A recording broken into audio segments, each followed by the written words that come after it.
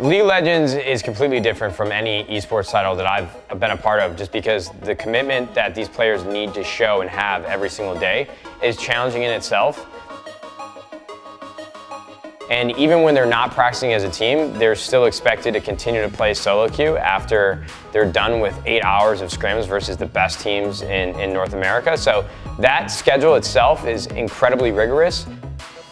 To be a pro player, you have to sacrifice a lot of your social life. I mean, having any friends is really hard to maintain when you have to just invest so much in this job. You sacrifice pretty much any education you want, and balancing a relationship with this job is really hard in general.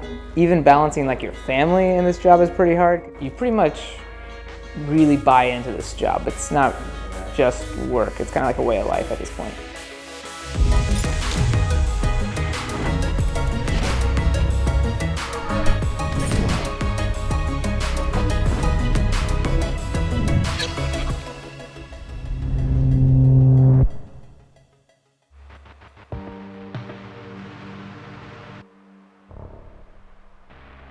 Sometimes I wanna be Chanho, but my life is every day is like someday, so it's pretty hard. But after my pro gamer, maybe I wanna be someday, but I cannot. Did I ever feel like I was missing out on the normal life? Not really, bro. When I would hang out with people, it's alright, you know? People who choose this career, what are they sacrificing? I would just say you sacrifice a lot of family time, spending time with your friends, going out to do other hobbies and stuff like that if you want to try something new. Not a lot of time, because most of the day starting at like 10 a.m. is all practice until like 7 p.m. And then stuff starts closing, so you can't really go out and do too much. If you did this for a long time, you probably miss out on a lot of opportunities, like making new friends. I definitely think about, life outside of League. I think that if you only do one thing, it's not really that healthy. Like, I think it's going to take a toll on your mind, your body, after a long period of time. It is a pretty competitive scene, so I have to still practice a lot, and I'm happy with what I do. I don't really regret spending so much time on it, because it's a really unique experience, and I think it's probably better than anything else I could be doing. I mean, I think some players started because it was a bit of like an escape, and then I think it just feels good to be really good at something.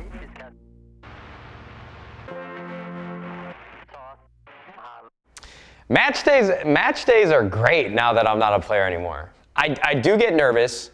It's a really terrible feeling when we lose, because I know how hard the players have been working, but it's also just like an incredible feeling when we win. I give our players a lot of credit, because I really just never see them get nervous. Or, I mean, maybe they are and they just don't tell me or show me. Do you guys get nervous? Does anybody get nervous? Will, do you get nervous? Not usually. Will doesn't get nervous. Zach, he's just gonna look at me like I'm stupid if I ask him if he gets nervous. Cody, you're pretty young, right? Do you get nervous? On LCS days, I wake up around 9:30 or 10, eat breakfast, and then we go to the studio. Usually our Uber's about 2 hours before we play. So we get to the studio, we go to our practice room. It's either 30 minutes into the game, or like when an inhibitor goes down, we go backstage and we get ready to play, and then we get our gear, go up on stage, and then we play. Coming up against TL this week. Played them last time, their macro was abysmal. I'm pretty sure they would have improved by now. And I do think something is a little off about what's going on. Bottom lane synergy for them seems a little not on the same page. I think they'll do a lot better when we come up against them. Hey, we have a big new patch with 8.4, and we know they're gonna make mistakes. Let's jump all over them when they do. Let's play with no regrets. Let's be decisive today. Hands in. Team play. 100 on 1, 3, 2, 1, 100! On your screen, first game of the week for the North American LCS team. Liquid 7-5 versus 100, Thieves 7-5 as well. These teams are both tied with Clutch Gaming at 3rd/4th/5th. playoff spots on the line. 6 games to play around the one trigger by his groundbreaker. He's not seen coming in. This is a flashless someday. He's got no easy way out for this one. And there we go, Smithy in the range. Red smite on for damage. The flash to follow. Easy first blood picked up. Kill goes over to Impact. I didn't expect that matchup, so Team Liquid played the better. Let's see, he pulls the aggro. They're going to wait for it, but 500 HP on Someday. They're not going to wait out the shield. Here comes the damage up, and look at the burst there, and Impact has to... And I was pretty big mistake, so I was very sad and upset. Somebody goes, yep, turret's dying. Okay, good to know. I'll walk by a little bit and look at this Impact finding his duel over Ryu. Finds the slow. Grasp triggers, flash auto, and the solo kill for Shen. Takes down a Corky, and nothing else to do for the rest of the team as Jax runs away. Yeah, I mean, this game's starting to fall apart pretty fast here for 100 Thieves. That, but his health bar is still running low. Gets actually... Oh, you're kidding me! Impact actually gets the kill! Passive shield and keeps he's him alive! not dying! Are you freaking kidding me, Impact? Still staying alive! no. Rakan shows up, gives him the heart, and that is ridiculous. For now, they have sole control of 3rd place in Liquid back on top. I mean, this game was just complete and utter domination. 13 kills to 1, 4 dragons to 0.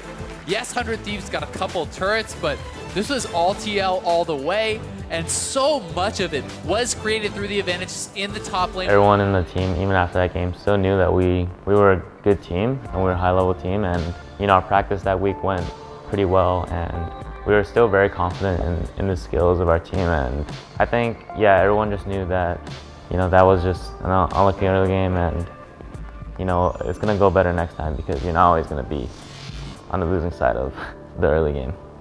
At least we didn't get a perfect game. Yes. Oh. Yeah. I agree. Not bad. Unlucky. You guys have no quit. That's a positive.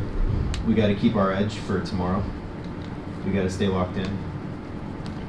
By yourself, think about what's changed today. Because it felt like, early game was not as good as we normally play it. We did like a lot of pushing and warding, but normal matchups where we're like making mechanical errors on stage. You guys are a lot better than that, and I know that.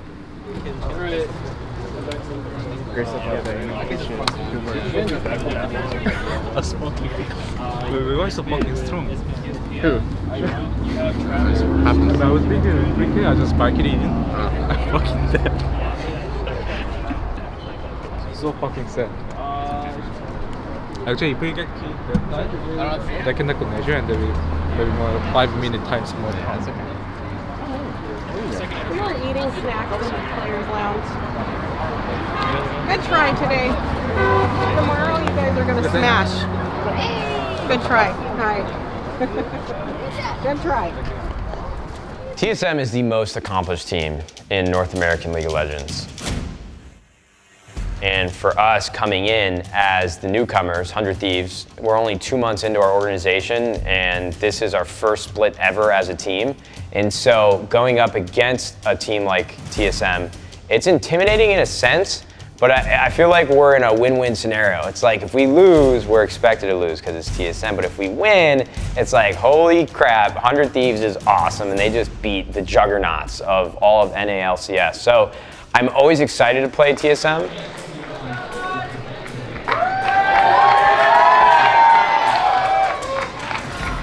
Yeah, it'd be nice to have a lot more banners, and TSM has had a lot since they definitely dominated NA. Definitely going to be a new team with a new banner this split, and in future splits we'll see what happens, because TSM usually changes their roster every single split. Yeah, every time playing against TSM, it feels like it's always the hardest game, no matter what. They're just like, this team that has such a great history and such a great legacy that they have so much fans cheering for them all the time, and it feels like they're gonna come back and win the game no matter what. Hello and welcome back to the North American LCS. We are gearing up for our next matchup, 100 Thieves versus TSM. Hey, play loose. Let's respect the best of one. Stay together. Hands in. Team play. 100 on 1, 3, 2, 1, 100! But hold on, trying to make a play on mid with Ryu, who has no flash. Misty going in. Mike Young tries to jump after this on the elastic slingshot. Going to ring true, find the mark. Galio coming in now as well with the grand entrance. Ryu trying to escape away from this one. First blood over to Minty. Medio's not there in time to save anyone. Afro move like TSM are bleeding out, but now they might be caught. Haunts are going to be caught out there. Afro move initiating things in style as Mike Young going to have that passive pop. TSM hopping away, the Bloblets crawl back together, but they crawl to the grave. Trying not to overstay, Afromu with the counterattack. Ryu gonna be taken very low, the execution not there from 100 Thieves, and TSM's able to make the collapse and find 2.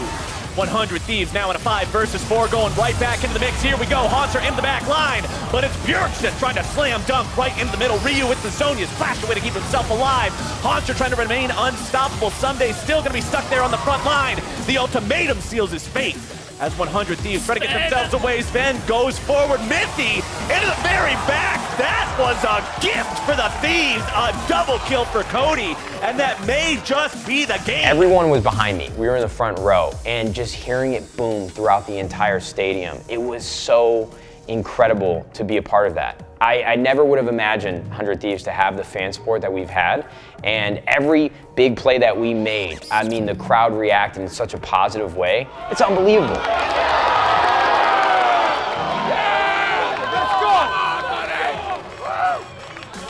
Goes up to 3.5 minutes, but hold on. If there's a fight to make, this is going to be it. They're able to go in. 100 Thieves looking to go on to Bjergsen. Can they find the damage? Mike Young with a kidnap into the back line as Cody Sun's looking to evade onto Haunter. Mike's taken low. Bjergsen's taken low.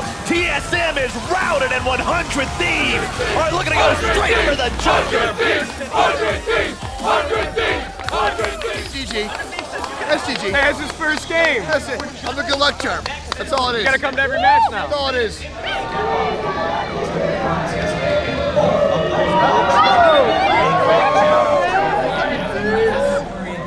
Oh man, you guys gave me a heart attack like 5 or 6 times that game, so thanks for that. Same. Felt really good. I really enjoyed panicking while watching you guys play. Ah, we did it. Kind of knew we were gonna win because we lost yesterday. Balances out. Now everything's fair in the world. Afro! Afro! Support Afro! Great job today, bud.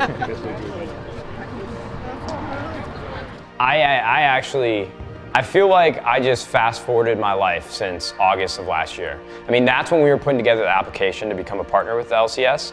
And now that we're in March, I'm actually a little afraid to think about that. Oh my God, we have our own little locker room. No way. This is awesome. Look at this. Are you kidding? Yeah, time goes by super fast during the season. Yeah, I played already 2 months in 100 Thieves. But you feel like sometimes very short, sometimes very long, so it's good.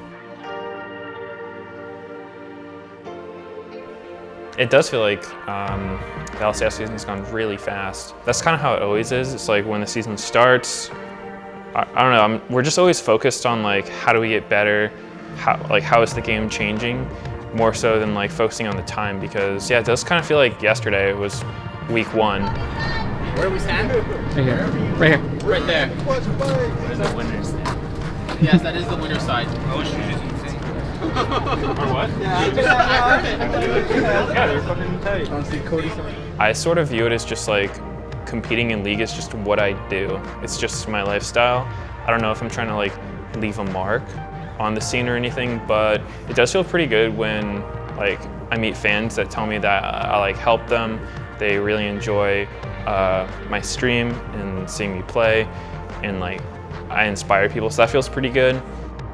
Of course, I just want them to be successful with what they're doing, what's in front of them, and that's the LCS Spring Split, that's the Summer Split, that's Worlds. Of course, I want them to go and succeed and be the best that they can possibly be. I think it'll be a success for me if 5 years from now I can come up and talk to these guys and be a part of their life in some way.